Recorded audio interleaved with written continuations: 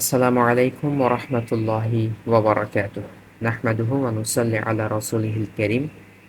আম্মা বা'দ, ফাআউযু বিল্লাহি মিনাশ শাইতানির রাজীম। বিসমিল্লাহির রহমানির রহিম। আজকে আমরা আলোচনা করব সূরা লোকমান এর ৩৪ অর্থাৎ সর্বশেষ আয়াত সম্পর্কে। আল্লাহ রাব্বুল আলামিন এই সূরা লোকমানের সর্বশেষ আয়াতের মধ্যে ৫টা বিষয় উল্লেখ করেছেন। এই ৫টা বিষয়ের উপর জ্ঞান শুধুমাত্র আল্লাহ রাব্বুল আলামিনের কাছে আছেন, সেটা আল্লাহ রাব্বুল আলামিন সূরা লোকমানের এই আয়াতে তুলে ধরেছেন। আল্লাহ রাব্বুল আলামিন বলেছেন যে এই ৫টি বিষয়ের উপর জ্ঞান শুধুমাত্র আল্লাহ রাব্বুল আলামিনের কাছেই আছেন। এই ৫টা বিষয়ের উপর আল্লাহ ব্যতীত অন্য যে কেউ অনুমান করতে পারবে। এই ৫টি বিষয়ের উপর অনুমান করতে পারবে যে এই ৫টি বিষয়ের ডেট কখন বা ফিক্সড ডেট কখন সেটা তারা অনুমান করতে পারবে, কিন্তু এটা নির্দিষ্ট করে বলতে পারবে না যে এটা এই সময় হবে, এটা এই সময় হবে, নির্দিষ্ট কোনোভাবে বলতে পারবে না আল্লাহ রাব্বুল আলামিন ব্যতীত। এই ৫টি বিষয় এর মধ্যে প্রথম যেটি সেটা হচ্ছে কিয়ামত দিবস, অর্থাৎ কিয়ামত কখন হবে সেটা একমাত্র আল্লাহ রাব্বুল আলামিন জানেন।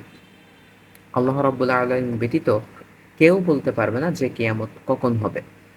কিন্তু আমরা সাধারণ মানুষ আল্লাহ ব্যতীত অন্য যে কেউ অনুমান করতে পারবে, কিয়ামতের আলামত দেখে বলতে পারবে যে কিয়ামতটা এই সময় হবে বা এই সময় হতে পারে। এটা আলামত দেখে অনুমান করতে পারে, কিন্তু নির্দিষ্ট করে বলতে পারবে না কেউ যে কিয়ামত এই সময় হবে।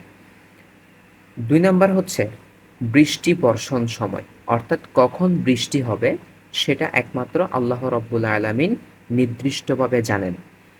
আমরা আমাদের সংবাদ মাধ্যমে যখন দেখি তারা বৃষ্টি হওয়ার আশঙ্কা দেখে, তখন তারা বলে যে আগামীকাল এই সময় বৃষ্টি হতে পারে বা আজকের এই সময় বৃষ্টি হতে পারে, কিন্তু তারা নির্দিষ্ট করে বলে না যে বৃষ্টি আজকেই হবে বা কালকে এই সময়টাতেই হবে।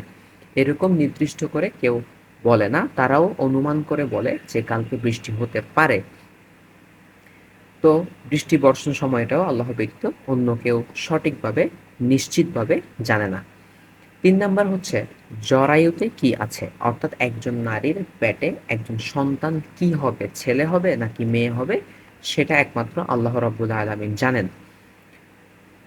৪ নাম্বার হচ্ছে আগামীকাল আমি কি অর্জন করব, অর্থাৎ আগামীকাল কোনো মানুষের কি অর্জন হবে বা সে কি অর্জন করবে সেটা একমাত্র আল্লাহ রাব্বুল আলামিন জানেন, আর কেউ জানেন না। অনুমান করতে পারবেন কিন্তু নির্দিষ্ট করে বলতে পারবে না যে আমি আগামীকাল এটা অর্জন করব, এটা অর্জন করব, এটা কেউ বলতে পারবে না নির্দিষ্ট করে।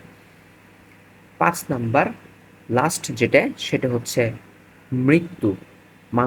একজন মানুষ কোথায়, কোন সময়, কিভাবে মৃত্যুবরণ করবেন এটা শুধুমাত্র আল্লাহ রাব্বুল আলামিন জানেন।